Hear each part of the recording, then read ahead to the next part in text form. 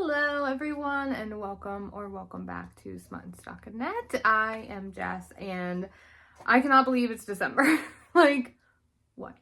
2024 is coming to a close and quickly, but before we can talk about December, first we have to talk about November. This was not a great reading month for me. Not much else to say, but yeah. So let's start with my November stats.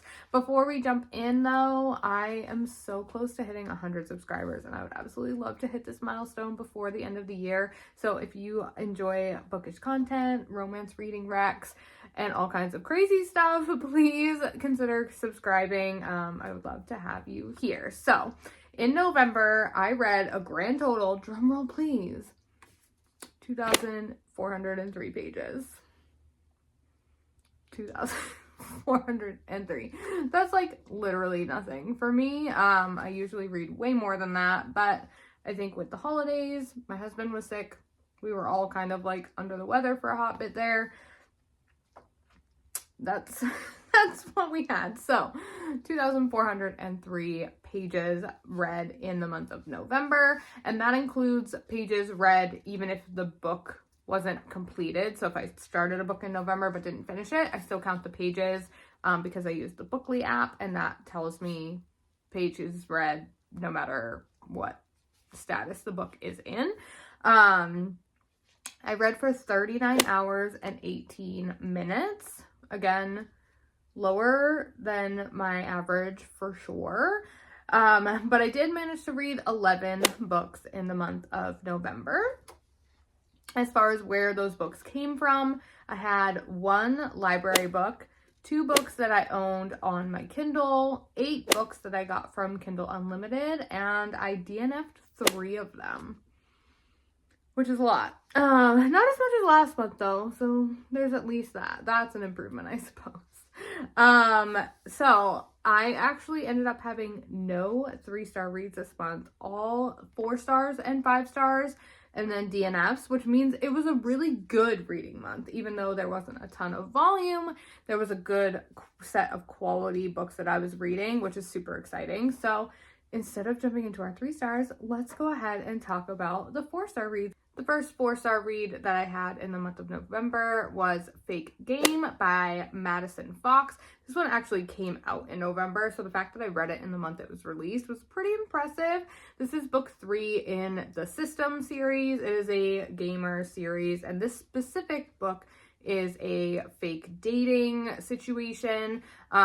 We are following 2 like gamer influencers, streamers, and she is being kind of like threatened by someone's like stalking her. She gets swatted, basically like somebody calls a SWAT team and they like raid her house and all of these things.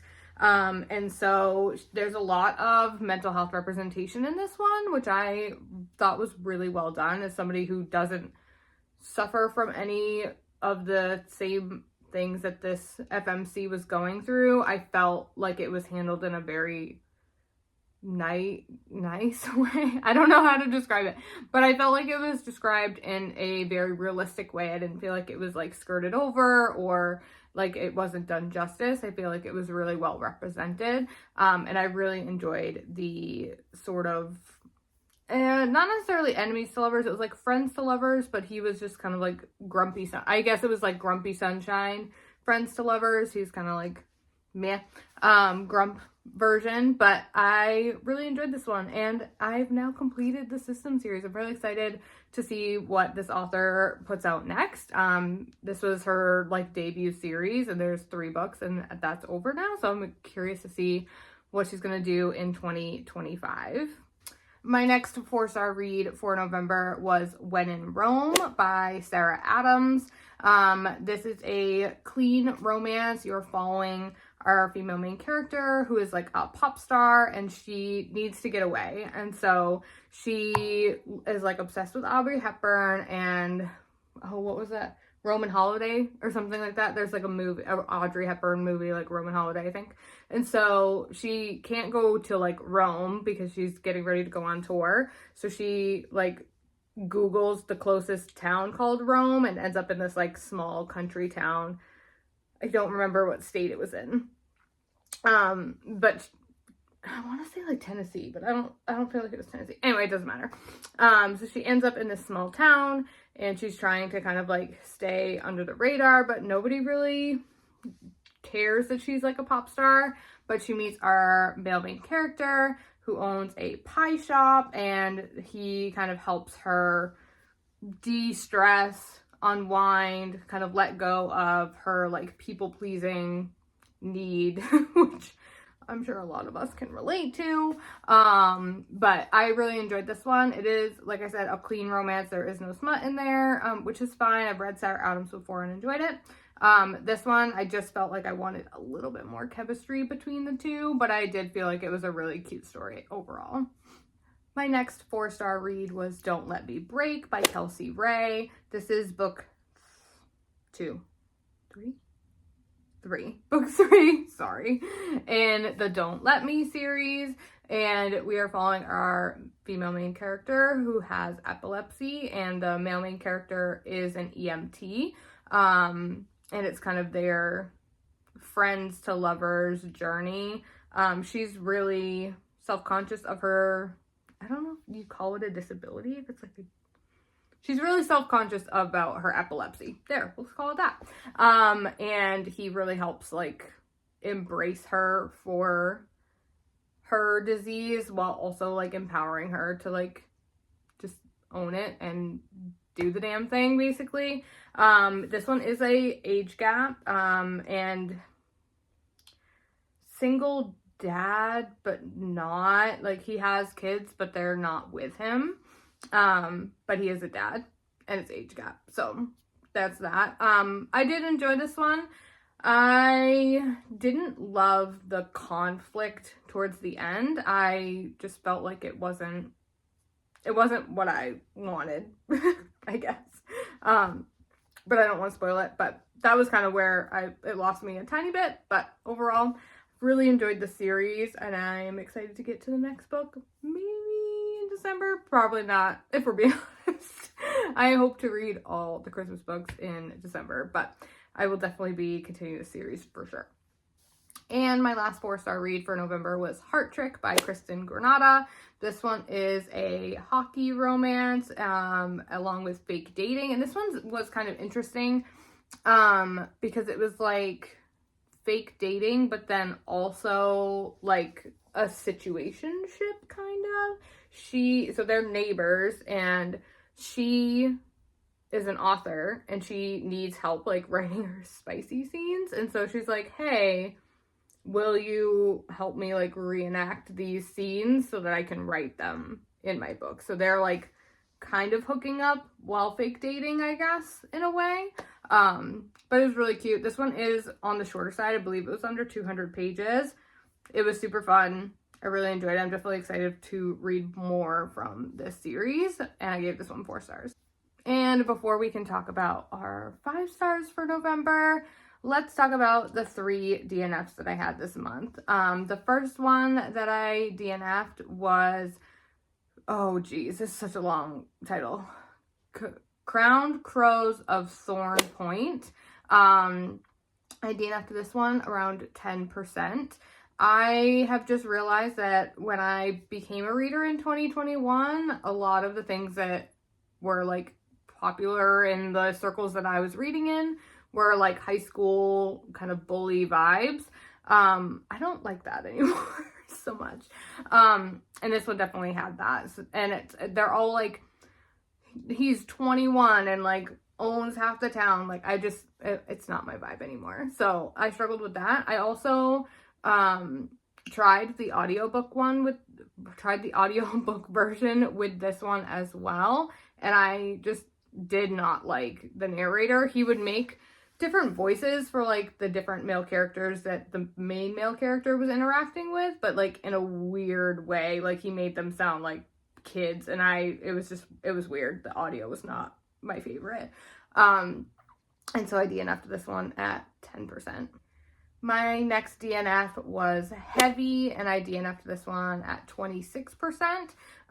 With a book that has, I mean, it's literally called Heavy, a book that has so many heavy and dark themes to it. I was expecting to really connect more with the character as they were going through those hard things. But I really just found the FMC in this book annoying. Like, I just could not stand her. I felt like she, like, flip-flopped a lot. Like, the insecurities and, like, doubt that she had when she was talking to one character, like, she didn't have at all when talking to another character. And, like, I get that, like, depending on who you're around, like, your personality can kind of change. But when you're going through things as heavy as this female main character was going through, I don't feel like you could just turn it off like that. And so it just didn't feel very realistic to me that she would act this way. And so I ended up DNFing this one. And my last DNF was Girth, and I DNF'd this one at 37%. This one was an MC romance. Listen, y'all. I have not found a good motorcycle romance in way too long. So if you have any good motorcycle romance recommendations, please put them below, because I'm like dying for a good MC romance. Like, so bad. All the ones that I've tried lately, I find like insufferable, and it's driving me bonkers. So if you have any good MC romance recs, drop them down there. But I DNF'd Girth. The tense was super weird. It was first person past tense. And so I just found it super clunky to read. I couldn't like immerse myself in it. Third person is tricky for me already. First person present tense is like what I'm used to. But first person past tense, I was just like, what? Like, it was like talking to like your friend and them telling you like, oh, I went to the store yesterday and like did this thing, and like I didn't like how it was written. And it made me struggle to read through it. But I did get to 37%, so I did give it a good try. So that concludes our DNFs. And now we're gonna talk about my 5-star reads for November. I had 4 5-star reads. It was a pretty good reading month. 3 of them I'm gonna talk about kind of in a lump, and then the last one I will talk about separately. But 3 of my 5-star reads were Scarlet Angel, Scarlet Angel, All the Lies, and Painted All Red from the Mindfuck series. I finally finished this series this month. And these last 3 books really picked up the pace, really picked up the tension and like the like if you've read it, you know. And I really enjoyed these last 3 books. If you've never heard of the Mindfuck series, we are following our female main character who is a serial killer, and she is getting revenge for actions that were taken against her when she was a teenager. And so she is kind of like killing everybody that was involved. And she meets this guy at a coffee shop, and they kind of connect a little bit. And he gives her his card, and she finds out he's an FBI agent. And so he is hunting serial killers, and she is a serial killer, and they have a romance in the middle there. Need I say more? If you haven't read the Mindfuck series, I highly recommend it. It is a 5-book series, but you can buy a full paperback bind-up of all 5. They're all novellas, so they're all like under 200 pages. I think the longest one's like 140 pages maybe. So they are really quick to read, and they go so quick when you like get into it. I think I read like the last 3 books within like a weekend. It was crazy. So those 3 were 5 stars.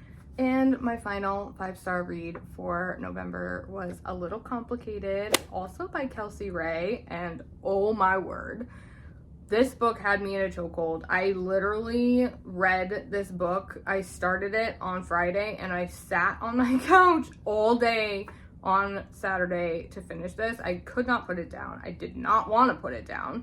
I devoured this book. It was so good. This series, I don't know what the series is actually called, if I'm being honest. But the Don't Let Me Break series, this A Little Complicated is like the next generation. So it's like the romances of all the like kids of the couples from that other series, if that makes sense. They're not all like together, but some of them are, and in this specific instance it was kids from two of the couples from the other book getting together.